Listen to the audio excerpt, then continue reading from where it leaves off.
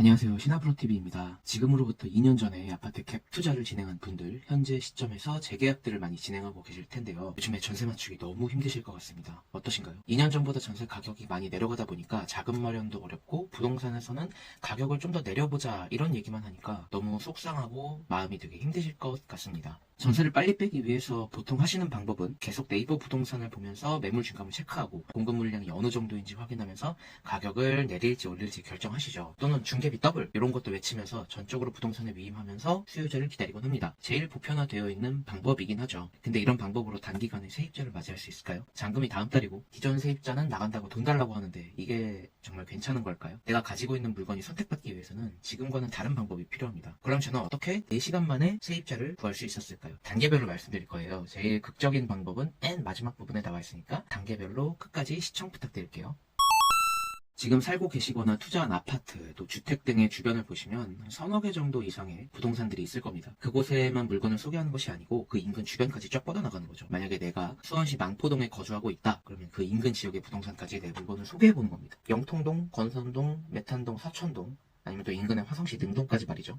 적어도 50개 정도는 뿌려봐야 확률을 더 높일 수 있지 않을까요? 산발적으로 뿌리는 게 의미가 있냐? 시간 낭비일 것 같다. 뭐 이렇게 생각할 수 있어요. 네, 맞습니다. 여러분이 만약에 50개 부동산에 뿌리게 되면 그 중에 두세 군데에서 연락이 올 거예요. 100군데 뿌려봤자 광고해주겠다고 연락 오는 부동산은 10군데도 안 될 겁니다. 완전 효율성이 떨어지는 거죠. 하지만 달리 생각하면 연락이 온다는 건 뭐다? 내가 이 물건을 책임져 보겠다라는 의지가 있다는 신호입니다. 중개비 2배, 딜 안 하셔도 된다는 거예요. 연락 온 부동산에 적극적으로 내 물건을 더 어필해보는 겁니다. 저 같은 경우에는 울산에 물건이 하나 있었는데 제 물건의 지역구가 아닌 다른 지역구에서 연락이 왔어요. 전세 물건 아직 있냐고 말이죠. 이렇게 다른 지역구에서 넘어오는 수요도 반드시 있다는 겁니다. 그런 수요를 잡을 수 있기 때문에 부동산에 내 물건을 소개하는 그런 캐파를 넓히는 것도 한 방법입니다.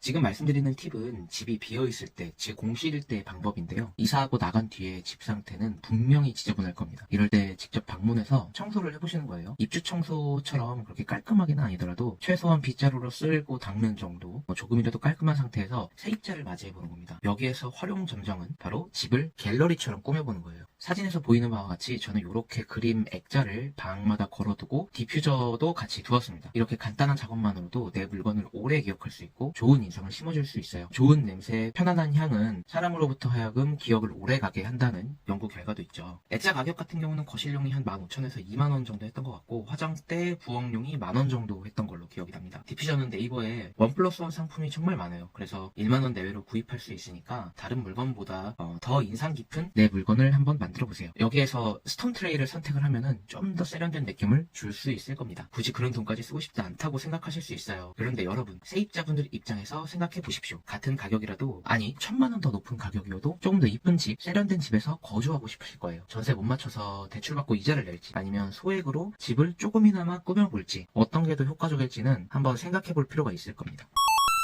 이 방법이 4시간 만에 세입자를 구한 방법입니다. 내 물건을 내가 직접 발로 뛰어서 소개하는 거예요. 맞습니다. 영업하는 겁니다. 방법은 짠! 이렇게 내 물건을 소개할 전단지를 만들어 보는 거예요. 내부를 찍은 사진과 주변 지도를 간단하게 그려 넣어서 내 물건의 장점을 딱딱딱 보이게 만들어 놓는 겁니다. 간략한 소개가 들어가 있으면 더 좋겠죠. 저는 이 전단지를 100장 정도 인쇄를 하고 주변 부동산은 물론 전혀 관련 없는 지역의 부동산까지 전달드렸습니다. 굳이? 라고 생각하실 수 있어요. 하지만 앞서 말씀드렸던 것처럼 비슷한 가격으로 좀 더 깔끔하고 괜찮은 곳에 살고 싶은 수요는 분명히 있습니다. 전세 뭐 그거 복잡하게 그렇게까지 해야 되냐 하실 수 있겠지만 급하지 않으신 분들, 돈의 여유가 좀 있으신 분들은 이런 방법이 필요가 없죠. 하지만 저 같은 소액 투자자로서 잔금이 2개월 남았고 추가 대출은 원하지 않고 세입자는 빨리 돈 달라고 하는 그런 상황에서 할 수 있는 것을 최대한 해보자 하는 생각으로 이같이 행동했던 겁니다. 대출하려면 서류 챙겨야 되죠. 그리고 시간 내서 대출 받으러 가야 되죠. 뭐 등등 시간이 너무 아깝습니다. 그래서 직접 움직인 거예요. 와우. 전단지를 80개 정도 돌렸을 때 배고파서 후딱 먹고 있는데 전화가 왔어요. 전세 세입자 구했다고. 생각해보니까 점심시간에 찾아뵈었던 부동산이었던 거죠. 신기하죠? 저도 되게 신기했습니다. 아무튼 전세 세입자 구해서 깔끔하게 마무리가 됐고요. 이런 경험을 통해서 느낀 건 정말 간절하면 부름이 온다. 요 말이 어떤 느낌인지 새삼 알겠더라고요.